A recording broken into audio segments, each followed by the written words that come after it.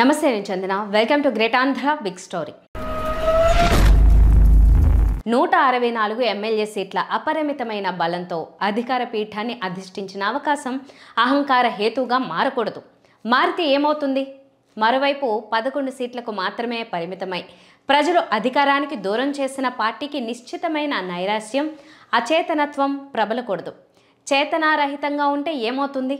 ఈ రెండు పోకడలు ప్రమాదకరమే.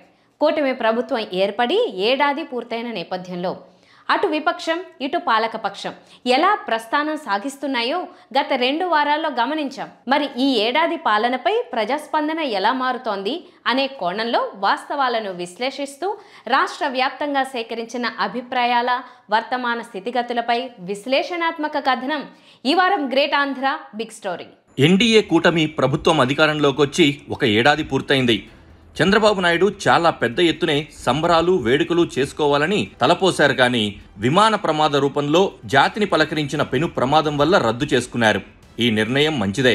5 ఏళ్ల పదవీ కాలంలో ఒక ఏడాది పూర్తయిన నేపథ్యంలో ప్రతిపక్షం పనితీరు ఎలా ఉంది, పాలకపక్షం ఎలా పర్ఫామ్ చేసింది అనే అంశాలపై 2 వారాలుగా గ్రేట్ ఆంధ్ర కవర్ స్టోరీలను అందించింది.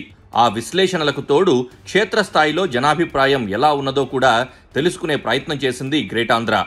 వేర్వేరు మార్గాల ద్వారా రాష్ట్రంలోని 3 ప్రధాన ప్రాంతాలకు చెందిన ప్రజల మనోభావాలను తెలుసుకునేందుకు ప్రయత్నించింది. నిర్ఘాంతపరిచేవి అనవలసిన అవసరం లేదు. కానీ ఆశ్చర్యకరమైన వివరాలు నిగ్గుతేలాయి. సరిగ్గా ఏడాది క్రిందట జరిగిన ఎన్నికల్లో ఓటు శాతంలో ఉన్న తేడా మరీ అంత ఎక్కువ కాకపోయినప్పటికీ సీట్ల సంఖ్య పరంగా ఎన్డీఏ కూటమికి రాష్ట్ర ప్రజలు అనల్పమైన మెజారిటీని కట్టబెట్టారు. అంత మెజారిటీ ఇచ్చారంటే దాని అర్థం కూటమి మీద ప్రజలు కోటి ఆశలు పెట్టుకున్నారని. మరి అన్ని ఆశలను తీర్చగలిగే విధంగా ఈ ఏడాది కాలంలో అడుగులు పడ్డాయా అంటే అవును అని అనలేం. గత ఎన్నికల తీర్పు రాష్ట్రానికి ఏకైక రాజధానిగా అమరావతికి జైకొట్టిన తీర్పు. అమరావతిని ప్రేమించి చంద్రబాబు నాయుడు మాత్రమే దానిని పూర్తి చేయగలరని నమ్మి ఓట్లు వేసిన ప్రజలకు ఈ ఏడాది పాలన చాలా అద్భుతంగానే కనిపిస్తుంది. ఎందుకంటే అమరావతి నిర్మాణం దిశగా చాలా చురుగ్గా అడుగులు పడ్డాయి. ఆనరబుల్ ప్రైమ్ మినిస్టర్ ఈ రోజు రీస్టార్ట్ చేశాడు. మళ్ళీ I'm requesting honourable prime minister after 3 years he has to come for inauguration of new capital. We are confident of building within 3 years time. With your kind cooperation we will get it done. National మరియు international మార్కెట్లో తక్కువ rate of ఇంట్రెస్ట్కి లోన్స్కి ప్రయత్నిస్తున్నాం అధ్యక్ష. ఆ విధంగా యాక్చువల్గా different agencies నుంచి ఈ యొక్క అమరావతి క్యాపిటల్ సిటీ కంప్లీట్ చేయడానికి తీసుకుంటాం అధ్యక్ష. ఇది 3 సంవత్సరాల్లో కంప్లీట్ చేయడానికి ప్లాన్ చేసాం. ఆ విధంగా టెండర్లు కూడా పిలిచాము.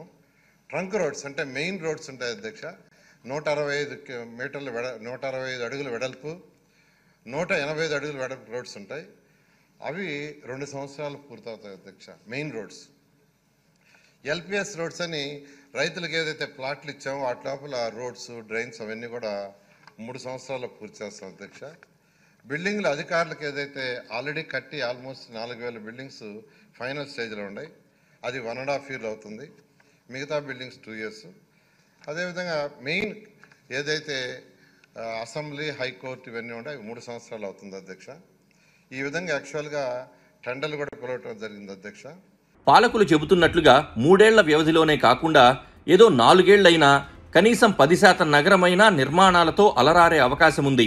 కానీ కూటమికి ఓట్లు వేసిన ప్రతి ఒక్కడూ కేవలం అమరావతి రాజధాని కోసమే ఓట్లు వేయలేదు కదా. ఆ వాస్తవాన్ని పాలకులు నిత్యం గుర్తించుకోవాలి. ఏపీలో కూటమి ఇచ్చే హామీలకు తమ పూచీ లేకుండా బీజేపీ ముందే జాగ్రత్త పడిన నేపథ్యంలో చంద్రబాబు, పవన్ కళ్యాణ్ కలిసి ప్రజలకు మేనిఫెస్టో రూపంలో చాలా హామీలే కురిపించారు. వాటన్నింటినీ నమ్మి ప్రజలు ఓట్లు వేశారు. మెగా డిఎస్సి, 4000 పెన్షను ఎలాగో సూపర్ 6 కూడా అలా ప్రజలను ఆకర్షించిన కీలకమైన హామీలు. కానీ ఇలాంటి వాటి విషయంలో కూటమి ప్రభుత్వం తమ మాట నిలబెట్టుకున్నదా అంటే లేదు. తల్లికి వందనం సహా ఇప్పటికీ 6లో 2 మాత్రమే అమలు కాగా సూపర్ 6 అన్నీ అయిపోయాయి అని డాంబికంగా చంద్రబాబు ప్రకటించడం ఆశ్చర్యకరం.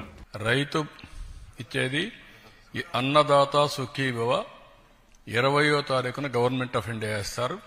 ఫస్ట్ ఇన్స్టాల్మెంట్ మేము కూడా ఆ రోజు చేస్తున్నాం.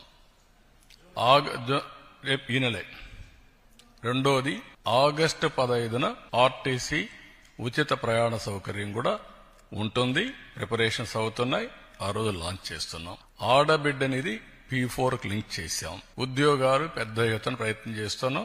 స్కిల్ డెవలప్మెంట్గా నిరుద్యోగ భృతి లింక్ చేస్తాం. కాబట్టి 6 సూపర్ 6 అయిపోయినాయి, గుర్తుపెట్టుకోండి. ఇంకెవడన్నా సూపర్ 6 మాట్లాడితే అతనికి నాలుక మందం తప్ప ఇంకోటి కాదు. కాబట్టి 6 సూపర్ 6 అయిపోయినాయి, గుర్తుపెట్టుకోండి. ఇంకెవడన్నా సూపర్ 6 మాట్లాడితే అతనికి నాలుక మందం తప్ప ఇంకోటి కాదు. ప్రజలు తన మాయను గుర్తిస్తారనే జంకు చంద్రబాబుకు లేకపోవడం విశేషమే. ఇలాంటి పరిస్థితుల్లో ప్రజల్లో అభిప్రాయాలు మారుతున్నాయి. గ్రేట్ ఆంధ్ర ప్రయత్నంలో ఆ మారుతున్న అభిప్రాయాలే బయటకొచ్చాయి. ఎన్నికల ఫలితాల నాటి బలాలు అందరికీ తెలుసు. ఇవాళ్టికి ఆ బలాల్లో కొద్దిగా మార్పులున్నాయి. వరుసగా గమనిస్తే రాయలసీమ 4 జిల్లాలతో పాటు నెల్లూరు, ప్రకాశం వరకు పరిగణించినప్పుడు కూటమి పార్టీలకు ఉన్న బలం కొంత తగ్గింది. నిజానికి ఆ ప్రాంతంలో వైఎస్ఆర్ కాంగ్రెస్ పార్టీకి ఎంతో ప్రజాబలముంది. గత ఎన్నికల నాటికి ఆ ప్రజాబలం ఓట్ల రూపంలోకి కన్వర్ట్ కాలేకపోయింది. ఈ 6 జిల్లాల్లో వైఎస్ఆర్ కాంగ్రెస్ పార్టీ వారి బలం మునుపటి స్థాయికి కాకపోయినప్పటికీ గత ఎన్నికల ఫలితాల నాటి కంటే ఎంతో మెరుగుపడింది. అధికార కూటమి పార్టీల బలం తగ్గింది. పాలకపక్షానిదే పైచేయిగా ఉన్న ఆ వ్యత్యాసం పెద్దగా లేకపోవడం ప్రత్యేకంగా ప్రస్తావించదగిన అంశం. ఇక గుంటూరు, కృష్ణా జిల్లాలను గమనించినప్పుడు నిర్ద్వంద్వంగా ఇక్కడ కూటమిది, ప్రధానంగా తెలుగుదేశానిది పైచేయిగా కొనసాగుతోంది. వైఎస్ఆర్ కాంగ్రెస్ పార్టీ ఇక్కడ తమ అస్తిత్వాన్ని బెటర్ చేసుకోవడానికి నానా కష్టాలు పడుతున్నప్పటికీ ప్రజాస్పందన పెద్దగా లేదు. జగన్ 3 రాజధానుల కాన్సెప్టే ఇక్కడి ప్రజల్లో బలమైన వ్యతిరేకతకు పునాది వేసి ఉండొచ్చు. రాజధాని రూపేణా తమ ఆస్తులకు విలువ పెరిగే వాతావరణాన్ని ఈ 2 జిల్లాల ప్రజలు కాలదనుకోరు. అందుకే అమరావతి పునర్నిర్మాణ పనులు ఊపందుకోగానే వారంతా కూటమి ప్రభుత్వాన్ని నెత్తిన పెట్టుకుంటున్నారు. చంద్రబాబు నాయుడు కొత్త అమరావతి పేరుతో నడిపిస్తున్న కొత్త భూసేకరణ ప్రయత్నాలు ప్రస్తుతానికి మిశ్రమ స్పందనలు రాబడుతున్నప్పటికీ అలాంటి విషయాల్లో ప్రజలను మాయ చేసి అయినా సరే తను అనుకున్నది సాధించడం చంద్రబాబు నాయుడికి వెన్నతో పెట్టిన విద్య. కాబట్టి ఆయన ఎలాంటి కొత్త ప్రయత్నాలు చేసినా ఈ 2 జిల్లాల్లో కూటమిని దెబ్బకొట్టేంత వ్యతిరేకత ఇప్పట్లో పుడుతుందనుకోవడం భ్రమ. ఇక ఉత్తరాంధ్ర విషయానికి వస్తే అక్కడ కూటమి చాలా బలంగా ఉంది. గత ఎన్నికల్లో కనబరిచిన ప్రజాబలాన్ని కూటమి పార్టీలు చాలా జాగ్రత్తగా కాపాడుకుంటూ వస్తున్నాయి. ఏమైనా అత్యల్ప తేడాలు స్థానిక కారణాల రీత్యా ఉంటే ఉండవచ్చు తప్ప ఉత్తరాంధ్రలో కూటమి బలం చెక్కు చెదరకుండా ఉంది. అలా అనడం కంటే ఈ ప్రాంతంలో వైఎస్ఆర్ కాంగ్రెస్ పార్టీ అచేతనంగా ఉన్నదని అంటే ఇంకా సబబుగా ఉంటుంది. రాష్ట్రంలోని 3 ప్రాంతాల పరిస్థితిని సమగ్రంగా పరిశీలించినప్పుడు ప్రజాభిప్రాయం ఇప్పటికిప్పుడు కూటమి ప్రభుత్వాన్ని ఇంటికి సాగనంపేంత స్థాయిలో లేదు. ఏ క్షణాన ఎన్నికలు వచ్చినా కూటమిని సింగిల్ డిజిట్కు పరిమితం చేస్తూ వైఎస్ఆర్ కాంగ్రెస్ అధినేత జగన్మోహన్ రెడ్డి తరచుగా చెబుతున్న మాటలు ఏదో కార్యకర్తలకు ధైర్యవచనాలుగా ఉపయోగించవచ్చు గాని క్షేత్రస్థాయి వాస్తవాలు అందరికీ తెలుసు. అలాగని కూటమి ఏకపక్షంగా మళ్లీ విజయాలు నమోదు చేసే వాతావరణం కూడా ఉందని అనలేం. ప్రభుత్వం పట్ల వ్యతిరేకత మొదలైంది. కొన్ని చోట్ల అది బలంగా కనిపిస్తోంది. ఆ వ్యతిరేక పవనాల్ని ప్రతిపక్షం ఎంత బాగా తమకు అనుకూలంగా మలుచుకుంటుంది అనేది ఇక్కడ కీలకం. కొన్ని రోజుల క్రిందట కూడా చంద్రబాబు నాయుడు తన పార్టీ ఎమ్మెల్యేల మీద హూంకరించారు. పార్టీకి నష్టం జరిగేలా వ్యవహరిస్తే ఏ ఒక్కరిని సహించేది లేదని చంద్రబాబు హెచ్చరించారు. తన వద్ద అందరి జాతకాలు ఉన్నాయని, ఏ ఒక్కరిని ఉపేక్షించనని, అవసరమైతే పార్టీ నుంచి తప్పించడానికి కూడా వెనకాడనని ఆయన బెదిరించారు. ఈ మాటల అర్థమేమిటి? ఎమ్మెల్యేలు, స్థానిక నాయకుల పరంగా రాష్ట్రంలో అరాచకత్వం రాజ్యమేలుతోందని ఆయనకు సంకేతాలు అందుతున్నట్లే కదా. అంతేకాదు చంద్రబాబు నాయుడు 4.0 ప్రభుత్వంలో పార్టీ అధినేతగా ఆయన వెటరన్ ప్రస్థానంలో పార్టీ ఎమ్మెల్యేల మీద ఆయనకు పట్టు తగ్గిపోతోందేమో అనిపించడానికి కూడా ఇది కారణం. ఎందుకంటే పార్టీ ఎమ్మెల్యేలు అరాచకంగా వ్యవహరిస్తున్నారని, అవినీతికి గేట్లు తెరిచేశారని ప్రభుత్వాధినేతకు చాలా స్పష్టంగా అర్థమవుతోంది. మధ్యలో ఇలా పైకి రంకెలు వేస్తూ లోలోన మాత్రం కొన్నాళ్ల పాటు ఎడాపెడా దోచుకోనిద్దాం, మళ్లీ వచ్చే ఎన్నికల ఖర్చులకు కావాలి కదా అనే ఉపేక్ష ధోరణిలో కూడా ఆయన ఉన్నారేమో తెలియదు. ఒకవేళ అలాంటి ఉద్దేశం ఉంటే గనక ఇప్పుడు చూసి చూడనట్లుగా ఉపేక్షించడం అనేది ఆయన పార్టీ వారిలో అదే అవినీతి కల్చర్ మరింతగా వేళ్లూనుకు పోవడానికి కారణమవుతుందని ఆయన గ్రహించాలి. మొక్కై వంగనిది మానై వంగున అనే సామెత ఆయనకు తెలియంది కాదు. కొంతకాలం ఉపేక్షిస్తే ఆ తర్వాత ఆయన చేయి దాటిపోయేంతగా పరిస్థితి దిగజారుతుంది. మొన్నటి ప్రకటనలో పార్టీ ఎమ్మెల్యేలకు హెచ్చరికలు చేయడం ద్వారా చంద్రబాబు ఏం సంకేతాలు పంపదలుచుకున్నారు? ఒకవైపు అందరి కథలు తనకు తెలుసు అంటున్నారు. అందరి మీద సర్వే నివేదికలు తెప్పించుకుంటున్నాను అంటున్నారు. అందరి మీద నిఘా ఉన్నదని చెబుతున్నారు. కానీ ఏ ఒక్కరిని తప్పు చేస్తున్నందుకు పిలిచి మందలించిన ఉదాహరణలు మాత్రం లేవు. సాధారణంగా రాజకీయ నాయకులు తమ ప్రత్యర్థులను బెదిరించడానికి నానా ఆరోపణలు చేసేసి నా వద్ద అన్ని రకాల ఆధారాలు ఉన్నాయి, సమయం వచ్చినప్పుడు బయట పెడతా అని అవాకులు చెవాకులు పేరుతుంటారు. తమాషా ఏంటంటే ఇక్కడ సాక్షాత్తు ప్రభుత్వ అధినేత, పార్టీ అధినేత తన ప్రత్యర్థుల గురించి కాదు సుమా, తన సొంత పార్టీ వారి గురించే ఇలాంటి బూటకప్పు హెచ్చరికలు చేయవలసిన అవసరం ఉందా అనేది కీలకం. ఇక్కడ ప్రజల్లో మరో సందేహం తలెత్తుతోంది. చంద్రబాబు నాయుడికి తన పార్టీ ఎమ్మెల్యేల మీద పట్టు సడలుతోందా అనేది ఆ సందేహం. ఎందుకంటే విచ్చలవిడి అవినీతికి చిరునామాలుగా మారుతున్న తెలుగుదేశం ఎమ్మెల్యేలు పలువురికి నారా లోకేష్ ఆశీస్సులు ఉన్నాయనేది కూడా పార్టీలో ఒక వాదన. చంద్రబాబు నాయుడు రాష్ట్రం కోసం తాను చేయగలిగిన పనుల మీద మాత్రమే దృష్టి పెడతానని, అందరినీ క్రమశిక్షణలో ఉంచడం ప్రస్తుతానికి తన బాధ్యత కాదని అనుకుంటున్నారా? ఒకవేళ అలా అనుకుంటే ఆ ఎమ్మెల్యేల మీద నిఘా నేత్రాన్ని ఎవరికి అప్పగించినట్లు? నారా లోకేష్కు అప్పగించి ఉన్నట్లయితే ఆయన ఆ పాత్రను సరిగానే నిర్వర్తిస్తున్నారో లేదో క్రాస్ చెక్ చేస్తున్నారా? లోకేష్ విఫలమైనా లేదా లోకేష్ పెత్తనానికి అవినీతి పరులైన ఎమ్మెల్యేలు జడవకపోయినా అంతిమంగా నష్టపోయేది ఆయన పార్టీనే కదా, ఆయన ప్రభుత్వమే కదా అనేది ప్రజల సందేహం. ఇలాంటప్పుడు ఎమ్మెల్యేలను సరైన దారిలో పెట్టడం గురించి చంద్రబాబు నాయుడు ఎందుకు ఫుల్ ఫోకస్ పెట్టడం లేదో ప్రజలకు అర్థం కావడం లేదు. వైఎస్ జగన్మోహన్ రెడ్డి ప్రభుత్వంలో లిక్కర్ వ్యాపారం ద్వారా 3,500 కోట్ల రూపాయల అవినీతి జరిగినట్టుగా, జగన్ గరిష్టంగా లబ్ధి పొందినట్టుగా ప్రభుత్వం ఆరోపణలు చేస్తోంది.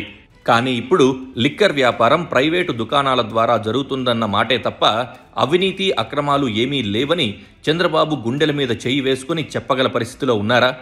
లిక్కర్ దుకాణాలకు టెండర్లు పిలిచిన దశ నుంచి కూడా కూటమి ఎమ్మెల్యేల దందాలు ప్రారంభమయ్యాయి. టెండరు వేసిన వారిని ఎమ్మెల్యేలు ఏ రకంగా బెదిరించారో వీడియోల సాక్షిగా రాష్ట్ర ప్రజలు చూశారు.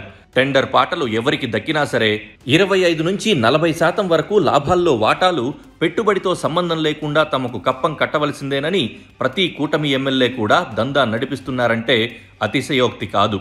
ఈ దందాలను కామన్ మ్యాన్ గుర్తించడం లేదని చంద్రబాబు అనుకుంటే ఆయన పప్పులో కాలేసినట్లే.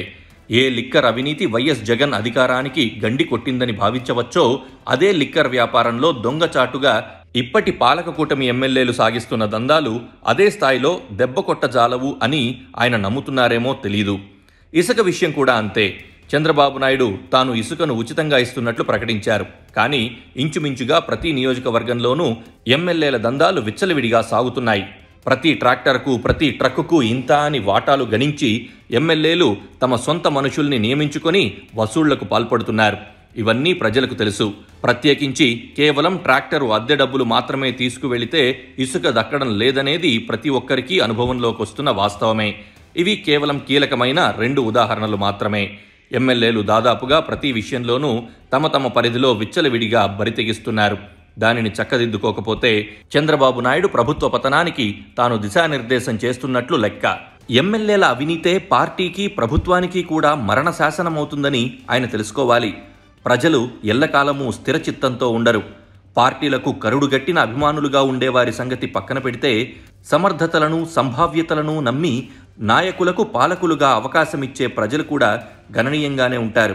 వారు పనితీరును బట్టి మాత్రమే ఎప్పటికప్పుడు నిర్ణయాలు తీసుకుంటూ ఉంటారు.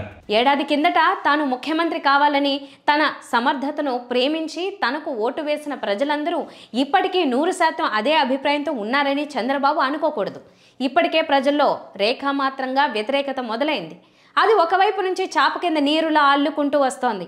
వైఎస్ఆర్ కాంగ్రెస్ పార్టీ సరైన దిశలో క్రియాశీలంగా చైతన్యంతో లేకపోవడం వల్ల మాత్రమే అధికార కూటమి ఆటలు సాగుతున్నాయనేది చంద్రబాబు, పవన్ కళ్యాణ్ గుర్తించాలి.